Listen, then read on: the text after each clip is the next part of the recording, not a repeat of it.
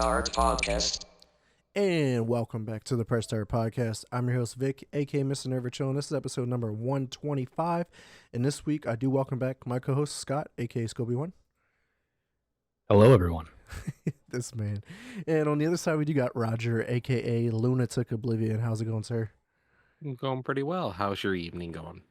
You know, guys, I'm going to kick it off with the life update. I have pink eye in both my damn eyes. I got it a couple of days ago back on Thursday. It developed in my right eye, and then I eventually went to patient first, and they gave me some antibiotic drops, and then like a day or two later, it ends up in my other eye. So I'm on antibiotic drops, not contagious anymore, thank goodness, but this is fucking brutal, and don't wish this upon nobody. I have never had pink eye a day in my life.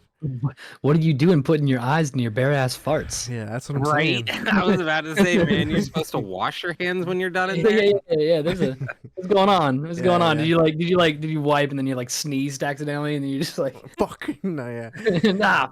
Yeah, to the day, I don't know. I mean, you can get it from shaking hands with anybody. Oh, I yeah. mean, it's crazy just to think about like all the possibilities. I do have the bacterial one. Kids. That has Kids, been. that's where you get it from. Yeah, so I did Children. definitely have the bacterial one because I had some pus like draining from it. That was nasty. But, That's gross. So yeah, Tell me my more. eyes are a little bit squinty today, and they hurt like hell. But we'll get through it. We'll manage. Thank goodness I do have these blue light glasses from Gamer Advantage, so it definitely helps out a ton. I wore these all day when I was at work, and you could feel the difference when I don't have these on, because this definitely helps. Because I'm looking at computer screens or my phone and stuff like that. It definitely works wonders. But I have the exciting news. What about you guys? Do you have anything for me this week? Man, Well, it that's is. really We are changing. 6 days out. We are 6 days out. And your boy Scobie1 is getting murrayed and shit. Right. Yeah. So I About to guess be other a than the stay-at-home- tobacco that you went through of getting the clothing situated, Yeah. which we talked about in the pre-show, but yeah, man, I'm sorry that you had to experience the. I mean, it really wasn't a bad experience, just a bad shirt. just, I mean, just a bad shirt. Everything else has been great. Everybody has been great. The people that were helping me through it have also been great. that's good. So Yeah, I mean, you didn't know that when you bought a shirt or rented a shirt in this case that you also have to have swimming lessons with it. So it terrible for a wedding. Great if I was jumping out of a plane. It would have been fantastic. It was basically the squirrel suit. If I could have just had it retailored a little bit, and I would have been just flying. It would have been great. That's great. What about you, Roger? And is the IT department still burning down over there at your job? No, a lot quieter of a week, which is honestly a lot better. That's scary. I can imagine. Yeah. 20-hour work days are no fun. Yeah, especially when, your boss says, if we can't get this fixed, we'll probably be in national news. And I was like, that's the subject line of this, of the day. There it is. There it is. it The is. motivation that I didn't have. 10 10 minutes ago. Didn't need. Now you got it. Boys, we made it. So, yeah, man, that's awesome to hear about everybody's what's been going on over the past week for sure. But let's dive into what we've been playing, Roger. We're gonna kick it to you first. Talking about basically the heavy hitter that released last week, and that being Final Fantasy VII Rebirth. So, how's your experience been with the game so far? Is this something you're enjoying? Is this living up to the hype? Honestly, I was really worried starting it because I liked Final Fantasy, like the remake was really good. Final Fantasy VII remake was awesome. But then I hit like a Rebirth and I started it and it goes through the prologue to the Final Fantasy VII story. And you're following Cloud and Sephiroth and they're both max level and you're kind of like, what's going on? Why is Cloud level 50 when I had him at level 20, 25, 15, whatever it may have been at the end of the last game? You're like, okay. And then goes through the story and you're like, okay, everything starts to make sense. Who the fuck is Sephiroth in the first game, you think, for hours and hours? And then you finally get that, like, if you had never played the originals, you don't know who the fuck anyone is. Right. You're just like, Sephiroth is just some dude. Now I know who he is. Just some Like, dude. Just some fucking dude. Bro, But with the now, sword. Well, it seems like Yeah. Sephiroth is pretty badass. As you can see the gameplay I have up on screen right now. He's fucking some shit up. yeah, honestly, the game feels really good. Like, the combat. I've been playing Tales of Vesperia, or Tales of Of Arise. Arise all week. And dude, I always do it. When I say Tales, I always think of the best one I've ever played, which was Vesperia, which was back in high school, man. I loved it. And I just stopped playing Tales games, but I started playing Arise and I was like, man, the combat is so fucking smooth and fluid and feels good. And then I booted up this game and I was like, man, this still feels pretty good. Like JRPGs lately, they just seem to hit so much better than a lot of Western fighting games lately. I just feel like I can't get the same experience lately. No, yeah, definitely. I mean, you've been playing a lot of the heavy hitters too, from the Yakuza franchise to Tales of Arise, Final Fantasy, um, all of those, man. Like you've been playing all the big ones. So yeah, that's awesome to see. I mean, it's definitely a booming market, and that's why I'm glad that a lot of these games are starting to become like mainstream over in our Exactly. market, and they're becoming more accessible too. Like with Game Pass, being able to play like most of these games Game Pass, which has been awesome because like I probably would never spend any money on any of these games. But if I ever wanted to dabble in them like I did with Yakuza, I was able to download, pick it up, give it a go, realize that one Hmm. wasn't maybe for me. Maybe I pick up like a Dragon, like I said last episode, and maybe that one is for me. But unfortunately, Final Fantasy VII is not even on Xbox right now, so can't really do that. But maybe we do see in the future because we just got Final Fantasy 14. The beta is now officially on the Xbox with the full launch coming soon. So they are moving one step at a time. And never played any of the Tales games, but I don't know. I've never really been a fan of like JRPGs or anime style games. But that's the thing with gaming. There's a game out there for everybody. Yep. But Scott, let's go ahead and talk about your list here because you also had one of the other big heavy hitters that are still in the news. Everybody's talking about it. I mean, if you're not playing this game, it's kind of like, what are you doing? So, Vic, what are you doing? But Helldivers 2, is this still living up to your expectations and enjoying it? Is Oh it yeah, topping it still? it's still fun. It's still crazy and dramatic, and every mission just has its own little like certain aspects to it that make it either like challenging or you have to do things differently.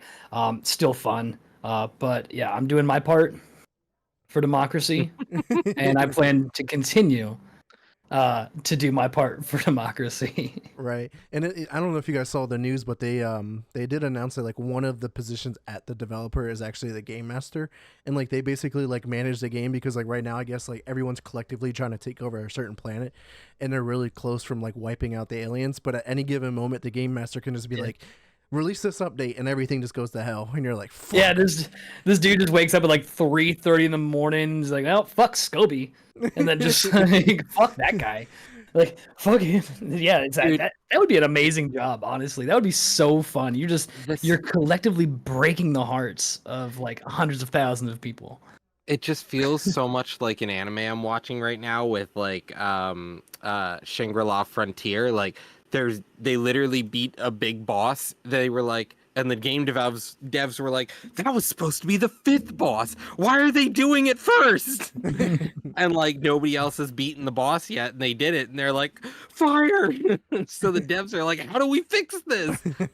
Like that's what it feels like. We're getting to the point where games aren't just games, but they're like collective experiences that we're all sort of attempting to work together in. Right. Yeah, This and is a true games as a service. Like true yes, down to a T.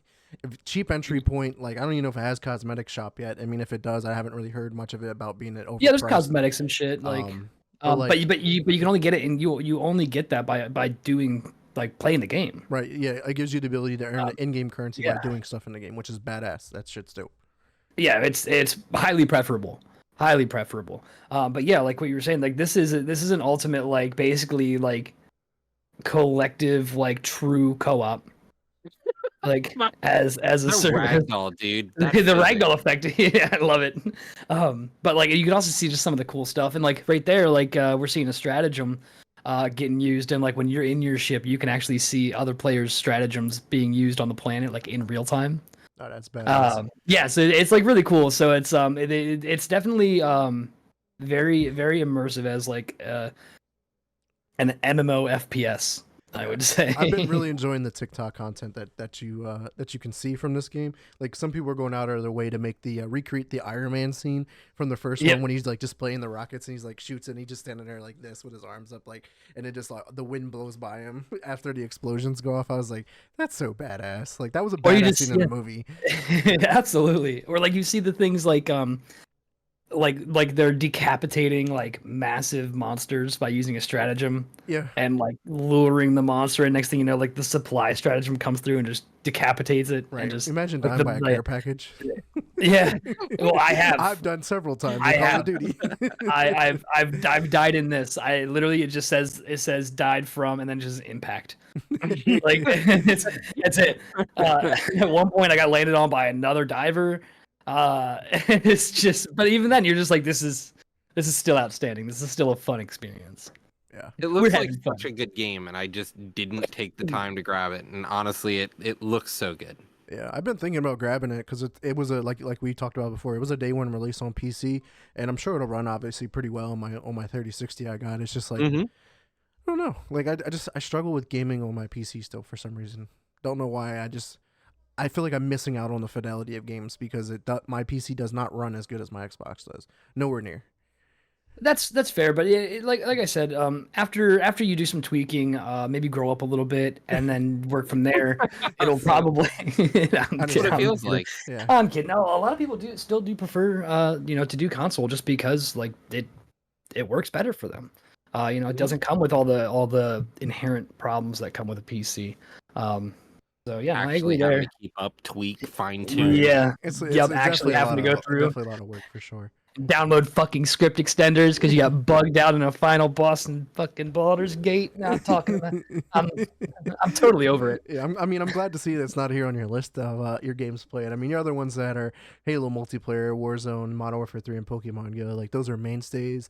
Now, I guess Halo's been a mainstay for all three of us. It's on all three of our lists, and it's still been a solid, fun experience. Like I love hopping into Halo whenever we can. It hasn't been much over the past week, but when we did play. A lot of fucking fun, dude. A lot of fun. But let me talk about a couple. I just want to talk about two of my games here. First off is I'm still playing through Division 2. I'm just playing a little bit here and there. Roger, obviously I reached out to you, see if you'd be interested in just checking it out and just playing that game. Like I feel like I want to invest myself into this universe specifically just because like we got the mobile game coming out. We got the free-to-play Heartland right around the corner. And then we got the Division 3 also in the works, which I talk about the past couple of shows. And then also like I've realized I forgot that I have like the art book from the game. I also have like the comic books from the game. Like there's so much content that's centered around this universe, and there's also a TV show that I didn't realize even existed on like Amazon Prime or something. I was like, oh, we'll have to check this out because like the concept of the Division is just such a badass thing and such a realistic thing. Like we were really close to experiencing that with COVID, was with what happened in the game. So definitely a fun experience. That's what they took from us. Right. So interesting enough, like I've been on a roll this year playing Call of Duties, and it wasn't even for multiplayers. Like I've barely been playing multiplayer. Yes, it's on my list, but I only played like a match or two. I've been playing through all of the campaigns that I've basically foregone in the last like 4 or 5 releases, and I finally picked up Call of Duty Vanguard, which released back in I think 2021, if I'm not mistaken. And the reason why I really skipped out on this is because I'm kind of being burnt out from the whole World War II story. Like, how many more times can we tell World War II? But the only history we talk about in college, high school, right? The only one, high school, middle school, elementary school. Like it gets World beaten War to II, your World head. War II. It gets beaten to your head where you're like, I don't even want to play a game in it anymore. But interesting enough, like this actually told the story from a very unique perspective because like you weren't that frontline soldier. You weren't that let me storm Normandy Beach or any of that kind of stuff. You're playing as like this elite unit that's like a soldier from different parts of the different allies during the situation. And you're trying to go in behind enemy lines to like break the Nazi Germany. And like basically the story is really told like you get captured. Your unit gets captured in like this first mission here, and like the rest of the game kind of tells the story of like why all of the players teamed up into one team, and then like the culmination at the end is you like escaping prison. So I was like, okay, this is a really cool concept. Story was really well. Like the graphics in this game were actually really fucking impressive. I mean, I know it's only 3 years old at this point, but like the cutscenes, bro, like that shit looked realistic as fuck. And I was just like, this was a really great experience. I did get it like a 7 out of 10 because like it didn't do anything new for like the genre or Call of Duty in general, so that's why I couldn't give it like any higher of a rating. It was a good game, solid game, way better than Modern Warfare 3 because like that game just struggled in a lot of areas. So yeah, overall fun experience. So I highly definitely check it out, Roger. I'm not sure if you beat this one or not. I think you do own this because we played zombies on this. I don't think I own Vanguard. No, No, I don't think. No, I don't think we played this one. might have just been Black Ops Cold War then. Might have been Cold Yeah. War, yeah. Yeah, I know we definitely had that one because we were fucking with the Easter eggs and all the zombie mode and whatnot. But yeah, man, that's all the games that I wanted to talk about. Were there any ones that you were looking to talk about, or any of the upcoming games that were coming out for you guys? No, I'm excited, honestly, after playing Tales of Arise, I'm excited for the next Tales of game to come out. Like, I'm just excited, because we have a new one coming out here soon? Or no, Arise was 2021, but do we have another one? I can't remember. I think Arise was the newest one. It just came out. Yeah. It was just out of the Game came Pass. out in It just came to Game it was Pass and just Game everything. Pass. It just came out because it came to Game Pass day one. Yeah, it was 2021 that Tales of Arise came out. Oh, okay. Then I guess it was the first time it came to Xbox. Newest. Yeah, I think that's actually what it is, because it wasn't Game Pass day one. But yeah, no, I honestly, after playing this one, I'm super excited to see what comes after this, because the first game, I haven't played since Vesperia, and this was pretty good.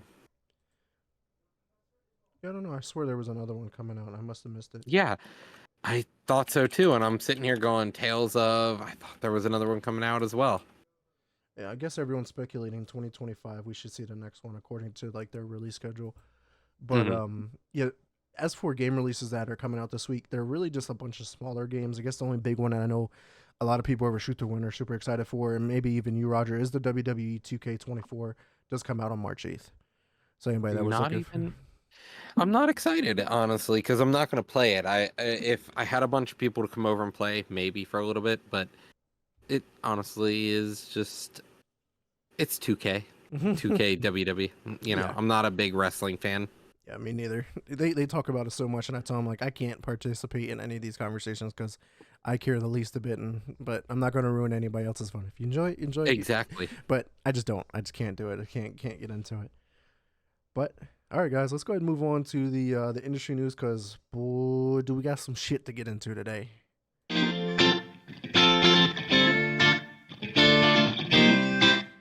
All right, Roger, let's go ahead and kick it off with a section that was missing from last week's episode, but there was a lot of it this week. Return of the layoffs. That's where we are again. Four different studios are going to be laying people off this week.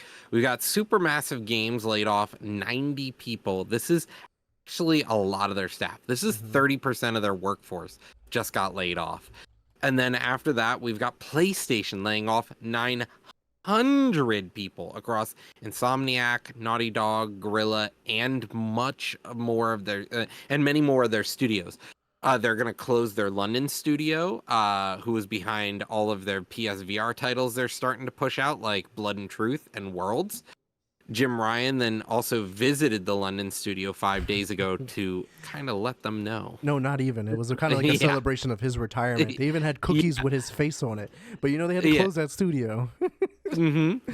And so they also canceled the Twisted Metal Live service game.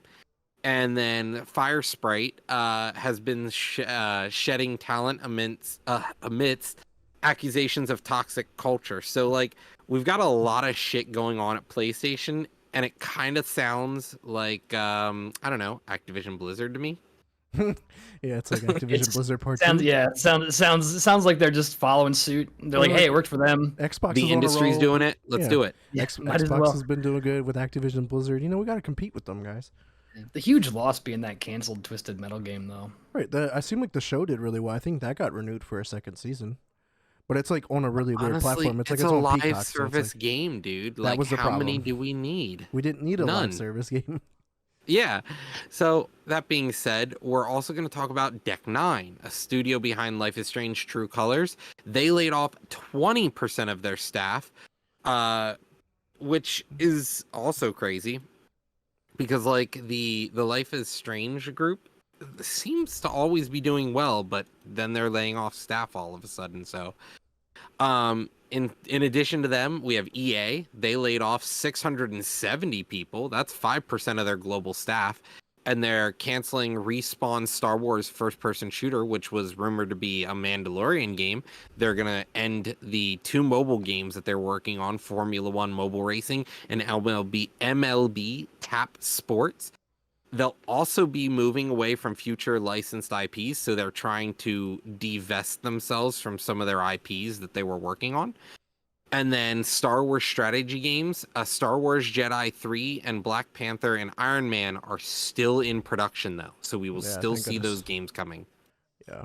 Yeah, this was sad to see that they cut ties on that Mandalorian game because the rumor wasn't apparently it was supposed to be like really fast paced actiony, kind of like similar to Doom's combat. I was like, you imagine a Star Wars game playing as the Mandalorian, because it could have been any of them. Like, just shooting them up, dude, running around. And all the gadgets that fucking the Mandalorians have.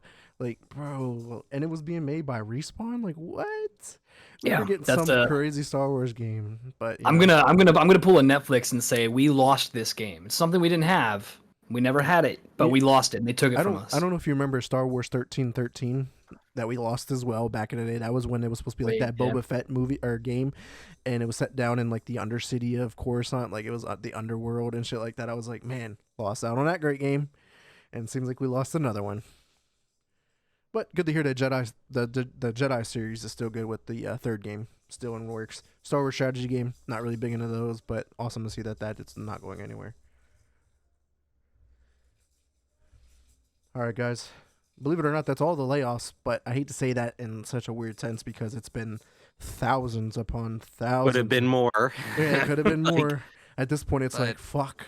Like, it just goes to show, like, 2023 was arguably one of the greatest years ever in gaming. But yet it was probably one of the worst years ever for growth of the industry. Like, clearly you didn't grow enough. Clearly you didn't make enough money, or there's too much corporate guru. It's top half. It's the top heavy. You know, those executive bonuses, those concerts that Microsoft is having instead of actually paying employees, that kind of stuff. Those fucking dirtbags. Those fucking dirtbags. Or in PlayStation's case, instead of a concert, you know, we got to get these cookies. Hey, there you go. I mean, the question is though, like, where were the cookies from? Like, you know what I mean? Like, no. Like, were they good? I don't think you could sell me on that. Right. And I believe in London they're called biscuits. That might have been part of the problem. I called them cookies and pissed people off. Yeah. Tea and biscuits. I wonder if he was like, yeah, enjoy these cookies, and then he just left. He was just fucking bailed out. I'm done. So moving on though to our next industry topic, this is just kind of like an update in regards to like Apple's kind of stuff. But apparently developers have expressed that their uncertainty with Apple Arcade, which I've been talking about lately, what they could possibly do with Apple Arcade. Like the potential is there if they play their cards right, but it does not seem like they are doing so, because apparently they're turning their backs on like original games, and like the payouts from the mobile games that hit the Apple Arcade have also been declining. So people are like, why invest into this Apple Arcade if like no one is even subscribing to it? Mm-hmm. And I was like, makes sense. But it's like, you also don't have a reason to subscribe for it. Like, I have it, but I have it free because I'm part of Verizon. Like, that was one of their add-on incentives. And I was like, okay, but like, do I ever play anything on it? No, not really. I think I played that Sonic game that recently came out, and that was about it. But I played it for like a day or two. I haven't touched it since.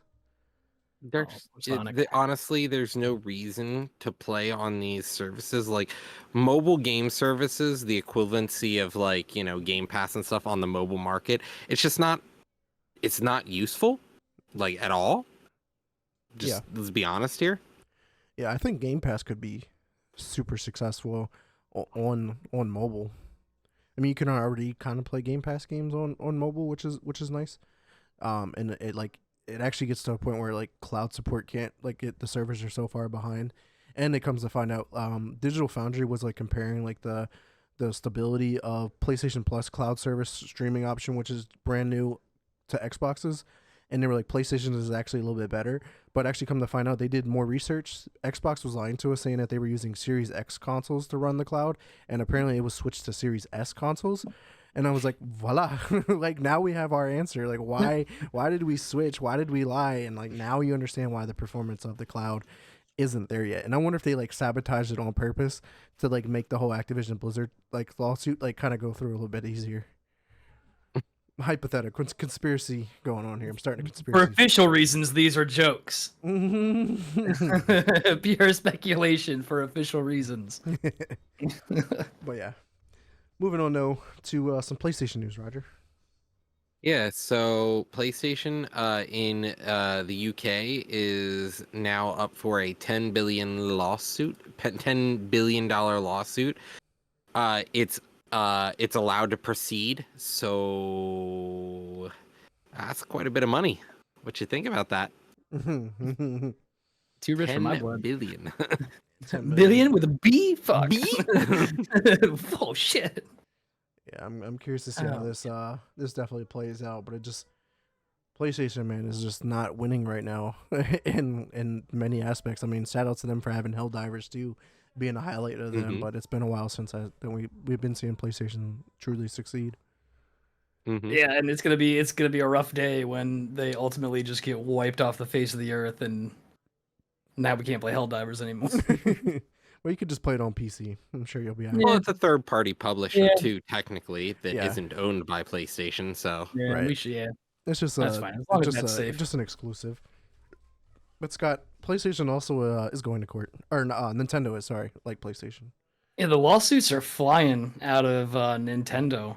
I believe it was last week or the week before we were talking about the Pal World fiasco. But now, and I know we talked about this. This was back in the day when Tears of the Kingdom came out and people were playing it already, using an emulator from Yuzu, and that is the lawsuit. So Nintendo is suing the creators of the emulator, Yuzu, and then they have some stats like like 1 million copies of Tears of the Kingdom was downloaded before the game was even released, and so when you look at it, they're basically saying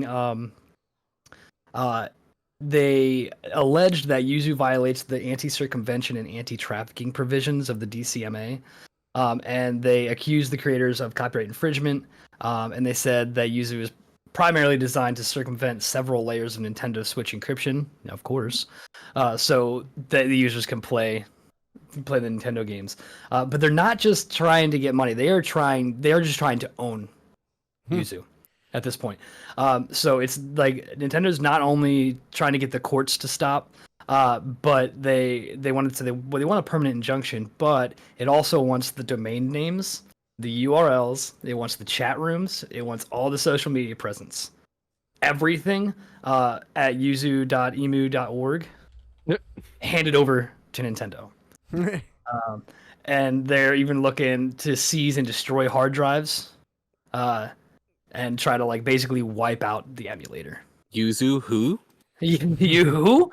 Yeah, fucking who was that? No way. Never existed. Yeah. I'm sorry. I thought you meant Nintendo Switch. Well, I'm sure that Nintendo will buy out Yuzu, so whenever the next iteration of their Nintendo console, they'll be able to implement the emulator on that console, so that brings forward the backwards compatibility. See, I already see what they're doing. They got it. Yeah. They want to own it. They're like, this is amazing. They did the work for us. All we gotta do is sue them, own it, and then we can put it on our next Switch. Yeah. And now we got backwards compatibility. We're good. Golden. Let's talk about some golden news here, because this is really exciting for Remedy. They has actually acquired the full rights to the Control franchise, and they got this from the 505 Games, because now they can basically do whatever they want, however they want. And I'm just like, man, Xbox needs to give Remedy the rights to Quantum Break, because that was such an underrated gem that could be easily tied into the whole Control universe, because we know the Alan Wake games, all the Control games are all connected in some way or form. Quantum Break could also be added into that universe, and I was like, man, let's make it happen. But this is awesome to them that they actually own their own IP now. And a fun fact though, real quick, speaking about ownership of rights, I was looking into some research about the game called Sunset Overdrive. It was an Xbox One launch exclusive, and this was before Insomniac Games was bought out from PlayStation or by PlayStation. Come to find out, PlayStation actually owns the rights to Sunset Overdrive now, and like they've been sitting on this game for how long, and they have never thought about like remastering it or anything and bringing it to the PlayStation. I was like really curious, like why they haven't did that, but maybe they do in the future when they remake another game or whatever. Yeah. And I mean, of all the things that PlayStation's been doing, them forgetting or not even thinking to do Sunset Overdrive makes perfect sense. Yeah, it's such a badass game if no one's never played it. It's a really fun game. They're probably going. They're like, wait, we own have this? We own this? Wait, what? That's Did you know? ours? Did you know we own this? This is I'm gonna ours. remake that shit. Fuck yeah, that's free money. That's free money right there. But speaking of getting owned a little bit, everybody over at Rockstar currently is returning to the office 5 days a week for crunch time to finish Grand Theft Auto 6. Yeah, I guess like I boo, like boo for sure. But at the same time, if they do pull everybody back in 5 days a week and they are end up more productive, that's gonna fucking suck. that's a dangerous dangerous precedent. It's a Right. dangerous precedent. Or they could just like personally sabotage, like, guys, if we work really well while we're in the office, we're going to be forced to make it in the office. So let's fuck this up and make it twice as long.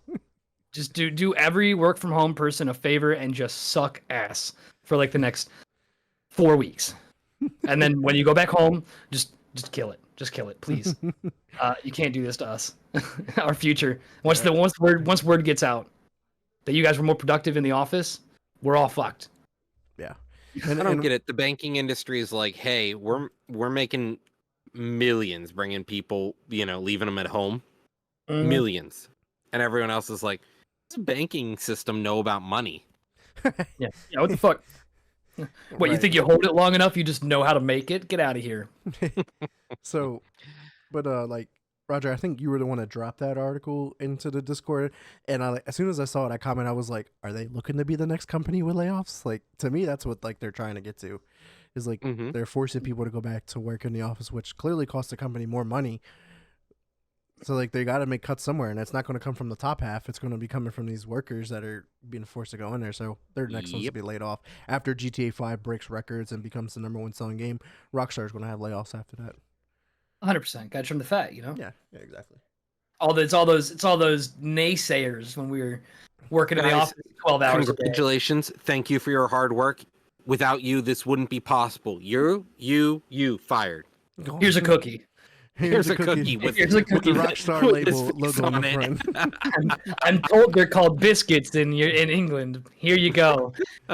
Get your shit and get the fuck out. You liked working from home? Excellent. You can work from home at your next job, wherever that is. Not here. Not here. See you later. So, Roger, if you want to actually end our industry news on some actually good news here, because it's time to get rid of the big giant in the room. Alrighty, so Embracer Group is selling off Saber Interactive for $500 million. And what are they working on? They're the developer currently working on Warhammer 40,000, Space Marine 2, and Star Wars Knights of the Old Republic. Yes, sir. Yeah, this is big time, because it seems like they've just been running a lot of developers into the ground and have been like such a poor support system. Like a lot of developers who've been bought out, they're like, it's like the worst company to ever work for. And I was like, oof. And it's like the biggest one in the world. Bigger doesn't always mean better, I guess. Yeah. But, Agreed. Gearbox Entertainment is also close to being sold off, which could be somewhere north of $1.3 billion. Right. Well, I mean, that's how much they were bought for in 2021. So like, I'm sure. I don't think they lost value, Yeah. so I'm sure they gained value because obviously they got the movie coming out. Tiny Tina's was a success.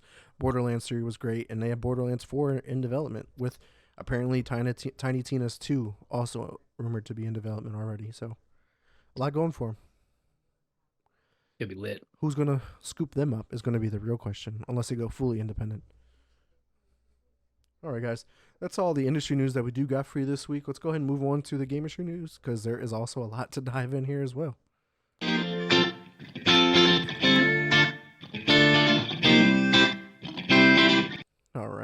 So kicking it off here in regards to some Xbox news. This one, I don't know how to truly feel about it, but Toys for Bob, which was part of Activision Blizzard, has announced that they're going fully independent. This will be the first time in about 20 or 30 years, I think it's been, since they've been independent, the original creators of Crash Bandicoot and Spyro. And they're leaving Xbox to become independent because they're looking for just to have that independency, being able to work on what they want to work on, because they were tied to Call of Duty for a very long time. Like, they were a support studio for Call of Duty, and they just want to be able to develop whatever they want to develop. And They want to be able to make a game. And they said it may not be Crash, it may not be Spyro. Like, we have all these ideas and we want to make our own stuff. But highlight here is that they do plan to still have a partnership with Xbox, whether it be a timed exclusive, full exclusive, a Game Pass deal, whatever it is. They still want to be in connection with Xbox. They just want to be able to operate with their own mind. So shout out to them for making this happen there. And then in regards to some of their Xbox games, the first two are kind of tied to the whole transitioning to the PlayStation. Pentiment, when it released on PlayStation, had a 120 frames per second mode, while the Xbox didn't. And come to find out, it was actually disabled due to a bug. So they just flipped the switch on, and it was fine. So they fixed that. Funny enough, though, for Sea of Thieves, if you want to play this on the PS5, you will need to sign into and or have basically a Microsoft account. No brainer. It's because this supports like cross-play, cross-progression, all that kind of stuff. You're going to have a universal login. So that's going to, people are like, that's going to be funny. You got to sign into Xbox on your PlayStation. Bang. Get wrecked. So next game here is Halo Infinite. And this is pretty cool because we've already talked about it. Halo dropped the ball on not having a Helldivers game before Helldivers. And the Forge Falcon, which is like a developer for Halo Infinite using the Forge tools, have already said that a Helldivers 2 experience known as Hell Jumpers is in active development, and it will be coming into Halo Infinite like Forge like playlist. So that'll be awesome to see how that plays out. Mom, I want Helldivers. We have Helldivers at home. Halo Infinite. It's Hell Jumpers. I'm hoping it's good. Like, a lot of the creations that we've seen within Halo Forge have been like really fucking dope and really fucking cool. So maybe this works out in the long run. Maybe it doesn't. Maybe we'll see a glimpse of what we could have had. It might not ever get. What would have been the greatest ODST game of all? If only. And now it's gonna be it's the Dr. Thunder of to PlayStation's Helldivers. He literally called it the Mr. Pibb of ODST style games. It's Dr. Thunder. Oh, the man. Mountain Lightning of Halo. That's fucking epic.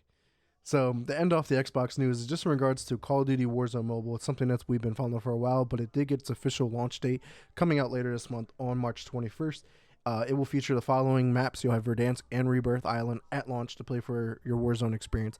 But it also has multiplayer, which a lot of people are actually not understanding, because Call of Duty Mobile is shutting down, where Call of Duty Mobile will basically be brought slowly into the Warzone Mobile experience, because when it does relaunch, it's only going to have Shipment, Shoot House, and Scrapyard. So it is going to be a very small experience for that.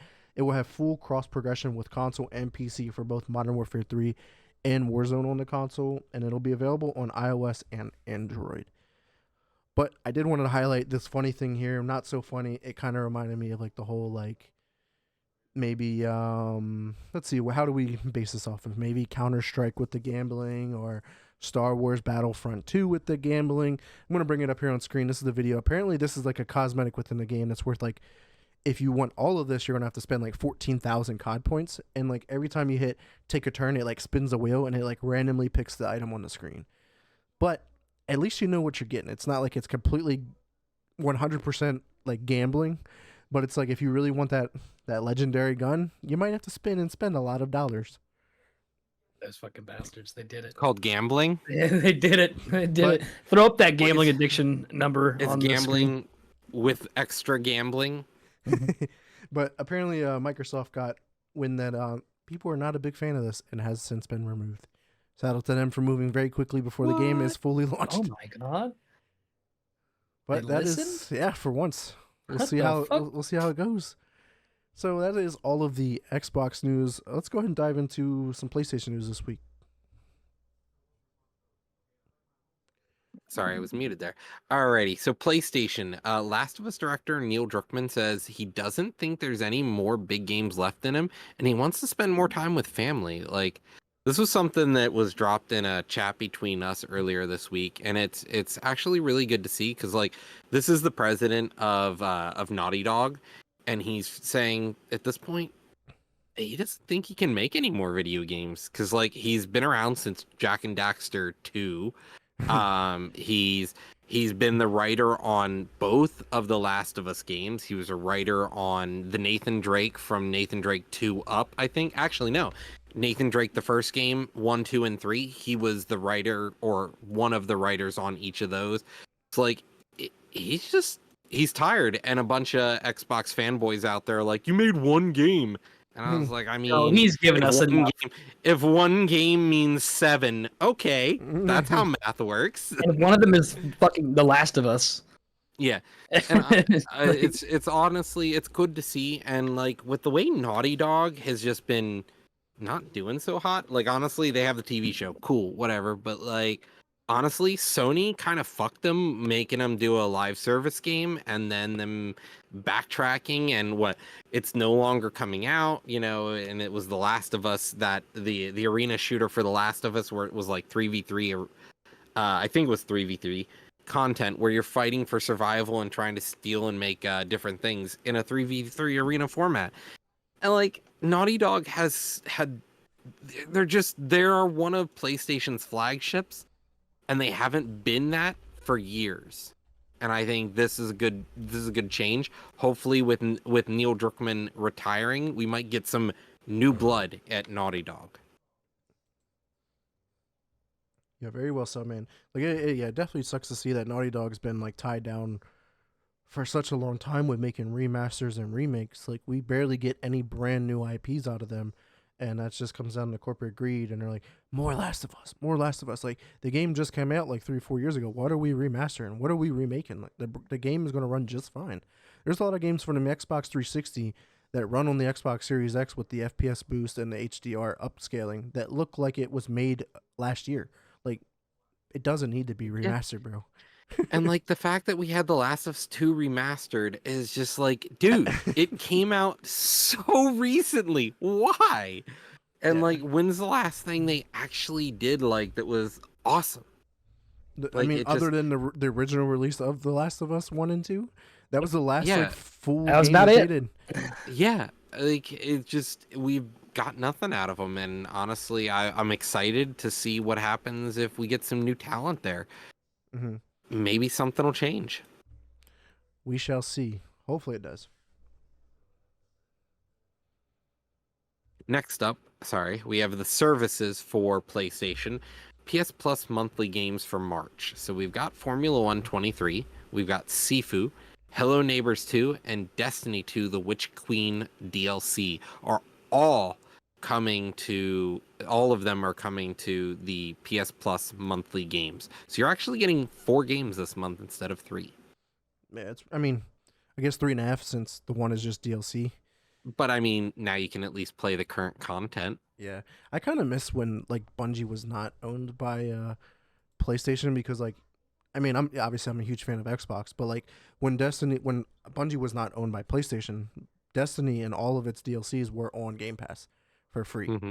But then like obviously when it was bought out from PlayStation, all of that was removed and it was never really added to PlayStation's like catalog period. Like you still had to pay for it, and I was like, man, like they just want a nickel and dime you no matter what. But I mean, I guess cool for adding the Witch Queen, even though it's an older DLC, like it's not even the most recent one.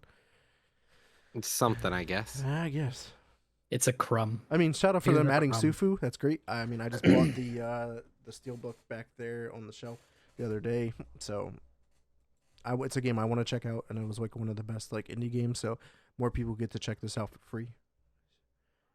Hell yeah! So we'll see. But enough PlayStation news. Let's head into one of the heavy hitters this week in regards to Nintendo, but Pokemon specifically. Yes, sir. So Pokemon Presents. We got a lot of stuff coming out of Pokemon Presents. and we're looking at 8-ish things. So we're just gonna kind of run through the list here a little bit, and then we're gonna we can talk about them if we would like. But Pokemon Horizons, the anime, that's getting a crossover into your Pokemon Go, if you like that. We got Pokemon Sleep gets legendaries visits. We got Pokemon Legends ZNA announced. We got new Terra raids for Pokemon Scarlet and Violet. Pokemon Masters X expands with more legendary trainers. Pokemon Cafe Remix, new legends coming to Pokemon Unite, and then the real big winner for what I would say for me is the actual Pokemon trading card game Pocket got announced. So that'll be really cool. As far as the collaboration with Horizons and Pokemon Go, so we're gonna actually start seeing Charcadet, Armor Rogue, and Cyril Edge. I looked at it, I went cross-eyed for a minute, and I was like, yeah, I gotta go back to see my eye doctor. So they're all, You might have pink they're all, eye. yeah, I might have pink eye from being on the podcast with you. The Press Pink Eye podcast. Yeah, so they all originated from the Paldea region. Paldea region? Paldea? I don't know if that's spelled wrong. Paldea. Yeah, but it's Pladea when I was looking at this, and I'm like, yeah. And then, but additionally, Pikachu will also make another appearance with another fucking funny hat, and this one's gonna be Cap's hat.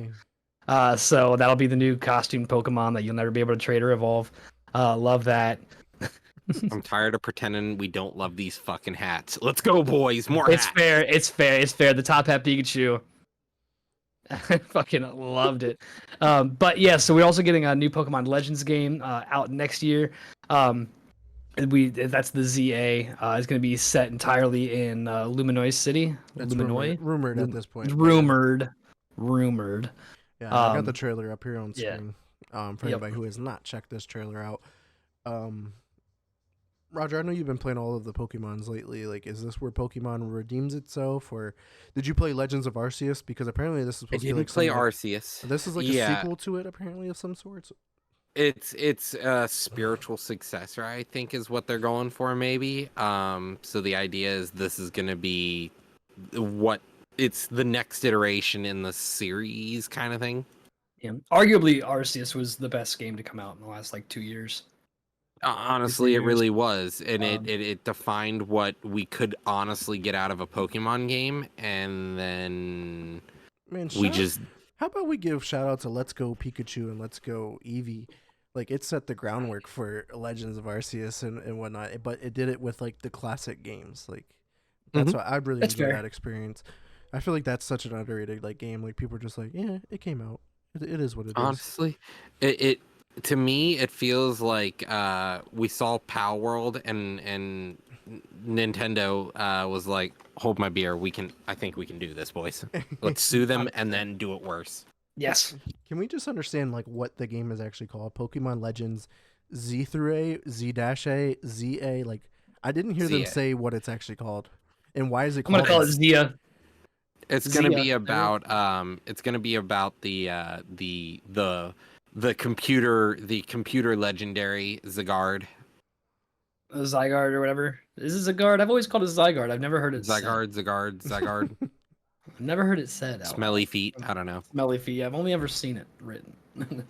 But yeah, shout out to Scarlet and Violet though, getting another Terra raid, and this one's pretty cool because you get to fight Mighty Venusaur, Mighty Blastoise, and Mighty Charizard, and they look all badass. I mean, when have they not? They've always looked badass. They're almost untouchable. Like, that looks pretty dope. But like Scott, I think you said it in before the show started. Like, the highlight of the show almost had to have been Pokemon trading card game Pocket. I'm gonna get the trailer up here on screen. Super dope. Over it. Honestly, they announced, they're like, here, check out the trailer. Not really much to it, but the new trailer for a Pokemon full-fledged flagship game. And our trading card game, is out there, and everyone's like, what the fuck? Wow, they're like trading card. This is amazing. But, I think we slept here on one thing. Mega Evolutions are coming back in this game.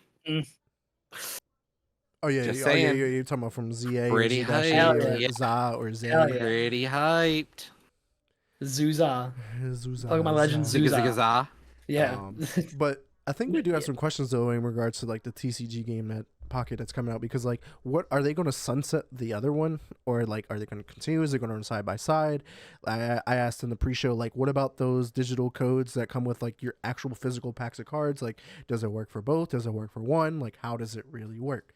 But then I'm also curious to see, like, they change in like kind of the rule sets, I guess, of the game, because they're kind of go for that Marvel Snap. They want you to be able to hop in, play a match real quick, and move on. Because sometimes Pokemon matches can last for a while, depending on like how intense the battle is and whatnot. But like these ones are designed to go quick. So like I'm wondering, like, is this going to be side by side as the original TCG?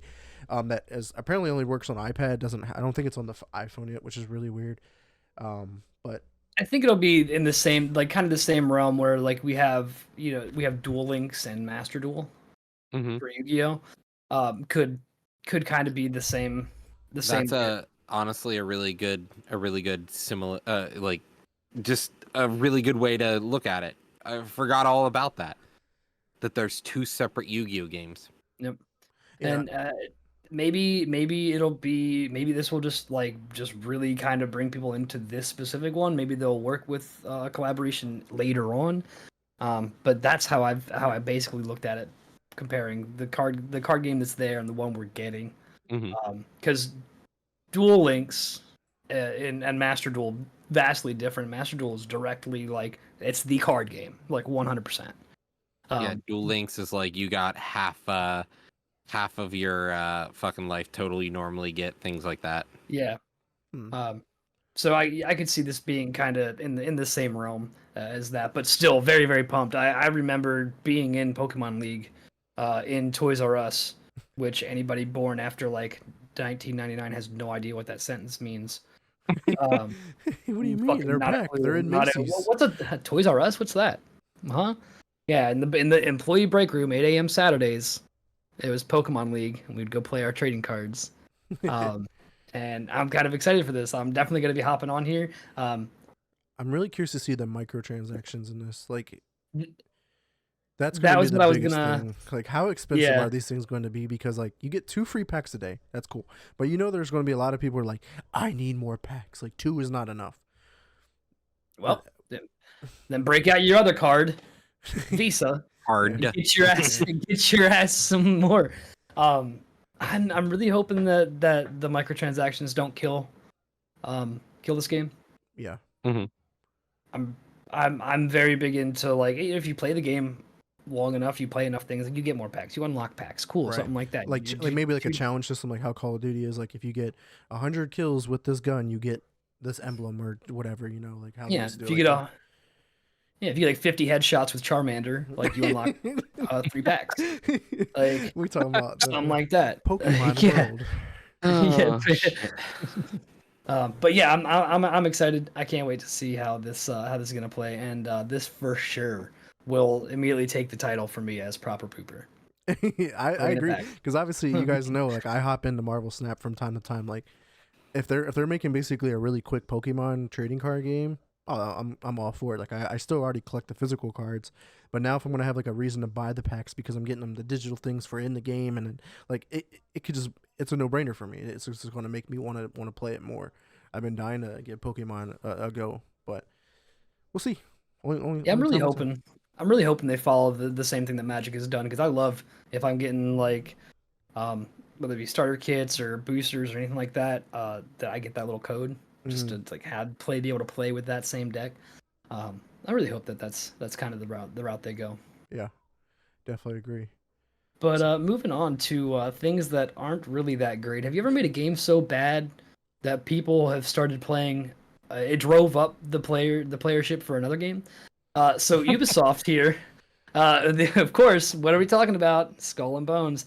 So Assassin's Creed 4 Black Flag has actually seen a 200% increase in players due to the Skull and Bones release. I would like to say it's because Skull and Bones is actually that bad. It's not terrible, but it definitely is a bad game. It definitely leaves a lot to be desired. That can only be given to you by Black Flag. Yeah.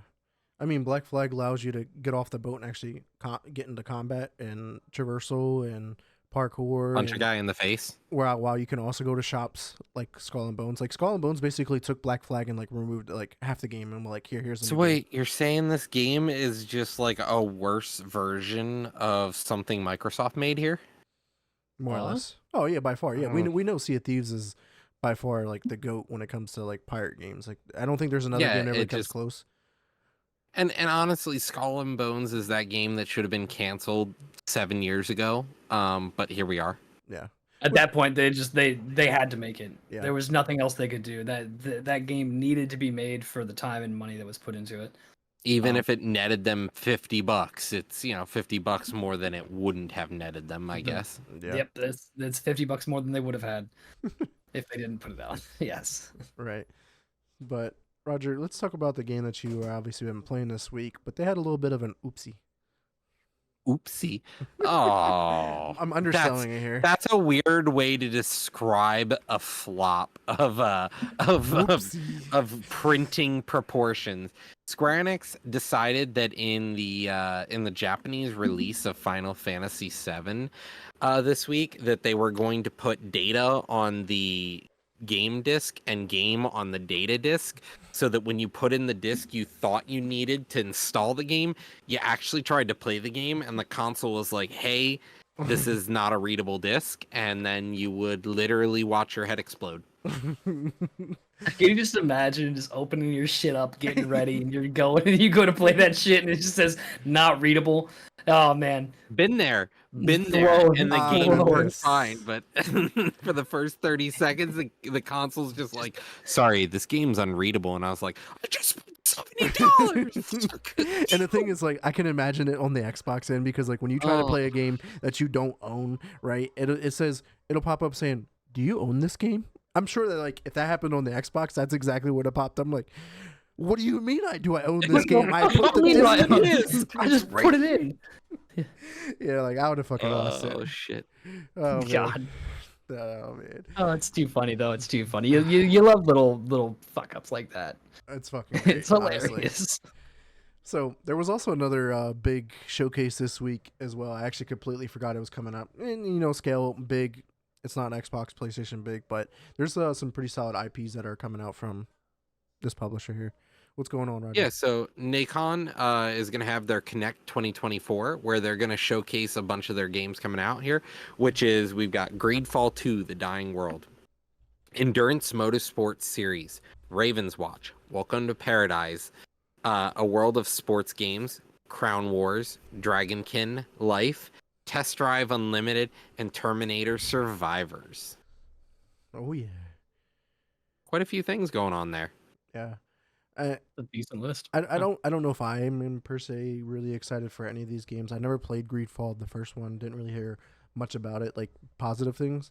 I mean, I guess Test Drive Unlimited Solo Crown was the only one that I actually been following. It's kind of trying to rival the whole the Crew game, where like the map is like massive and you're racing and doing all that stuff. That's the only one I'm really excited for. Even Terminator, like I love the Terminator IP, but like this is just another survival game. Like they're just trying to take an IP that in theory should work in a survival thing, because like Terminator it could be like a survival aspect once Skynet takes over. Yeah, now the world's the shit. Now it's post-apocalyptic in a way.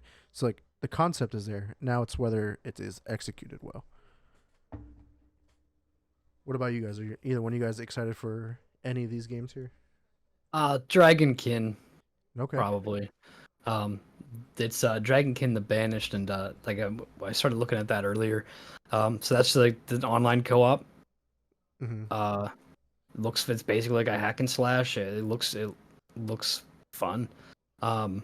It's basically you wander a world where powerful dragons have ravaged the land and caused evil creatures to appear. You play as 4 hero classes and set out to hunt and fight the most vile monsters, and then basically the end goal is to like kill the ancestral dragons or eliminate like the 4 ancestral dragons. But as an online co-op, that could be really, really fun, and something like you just hop on with the boys. The boys. The boys. Yeah, you got so you got like a barbarian, a witch, a knight, an archer. Seems pretty well rounded. Seems like it's going to be a fun time. That's February of next year, so hopefully that comes out on time, and we get to hear more about it. We should see. I guess the other interesting one is like Life, the game, not like the board game Life, but the video game called Life. And it's pretty interesting because like you get to experience like 4 different types of like jobs that happen in everyday life, because you get to experience like the chef life, or like being a taxi driver life, and then the other one is the ambulance life where you're like a paramedic, and then the other one Touch is the grass, garden the life. simulator. And I'm just like, okay, like that's cool, but like I don't know, like there's a lot of people that really enjoy these kind of games. Obviously, we know like the power wash simulator, the farming simulator. Like there's a simulator for just about everything you can do in life, And now you get to simulate being a productive member of society. or just go do it. As I said, touch grass simulator, boys. Oh man, it's fucking hilarious. But yeah, man. So that is the last topic of our gaming news segment. It was definitely a very action-packed episode. So we do want to shout out everyone who did come through and check us out live today here on Twitch, and anyone who does check us out later on Spotify, Apple Podcasts, Amazon, YouTube, wherever you want to check us out at. Be sure to drop a like. Yeah, OnlyFans. Drop a like, subscribe, all that kind of stuff. Make sure you share so other people can experience our content as well. But Roger, where can the community find you at, man? Same place as always. I'm hanging out on Discord, and after this, I'm probably going to be hanging out on Halo. So see you soon. And what about you, Scott? As always, not very much anywhere except for Discord. It's going to be a little bit. There's going to be a scarcity this week, and most likely next week. But as always, you can hit me up on Instagram. It's just Scobie1 if you kind of want to see what this week's going to be about, see what's happening in my life. You can always hit me up there or here on Discord. Hell yeah, dude. And everyone, you can check me out at Twitter at Mr. Never Chillin' _ Threads is also Mr. Never Chillin'. Xbox is X Never Space Chillin'. If you want a game, party up, come check me out there. Facebook is Vic Brubacher for any questions, concerns, or even if you want to come on the show, make sure you slide in the DMs there. And I am currently streaming over on my Twitch at twitch.tv / Mr. Never Chillin', where I'm getting through these single player games. I just beat my 10th one of the year. I'm really excited to check it out. And also some big announcement. I'm going to be putting out a post later this week that I'm finally approaching 100,000 gamer score for my Xbox account, so that I'm about 600 gamer score away. And I'm just trying to figure out what game is going to do it. What game is going to put me over the edge? And it's just going to be a big celebration. I've been part of the Xbox community for 14 years now. So 14 years has finally almost gotten me to 100,000 gamer score. So really excited to finally cross that line. Roger, I know you're not that far behind as well. I think you're about 9,000 gamer score, 8,000 from your 100,000. So you're getting close. But it's awesome to see, because on my friends list you can compare all of the gamer scores amongst your friends, and there's only 2 people that are ahead of me, and they both broke 100,000 or like 118, 113. I was like, those some gamers. And I think I was at like 130 when I stopped playing. Marshmallow. Just 130, not 130,000. Marshmallow, obviously, be in chat all the time. He's not here today. He's one of them. I think he has 118,000, and my friend Gabriel is 113,000. But yeah, Roger, at one point you were ahead of me for the longest. Obviously, you stopped playing a lot of Xbox related games, so it gave me a chance to finally catch up. But I'm excited to finally cross. Something PC Master Race. Yeah. I don't know. Something better graphics. Yeah. Something mouse and dark side. The dark side. But either way, I'm super excited to finally cross the 100,000. So make sure you come through the stream and check me out whenever I do cross that 100,000, because I'll be sure to throw it in chat or let people know that, hey, I'm part of the 100,000 club, baby. You gotta rip your shirt off and just have like 100K on your chest. I mean, it's funny.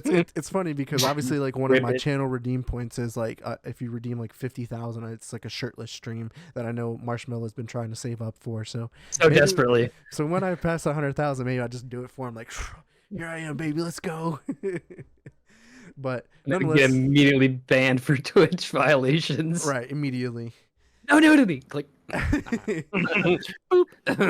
But stream's off. We do want to thank everyone again, and until next week, peace.